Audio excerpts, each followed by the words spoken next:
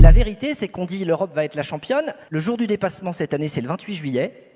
Mais le jour du dépassement en Europe, il arrive beaucoup plus tôt. Et donc on tient un discours d'exemplarité en étant dans une situation où on a une empreinte carbone dans les pays développés qui est plus élevée que la moyenne de l'empreinte carbone. Où est-ce qu'on en est ?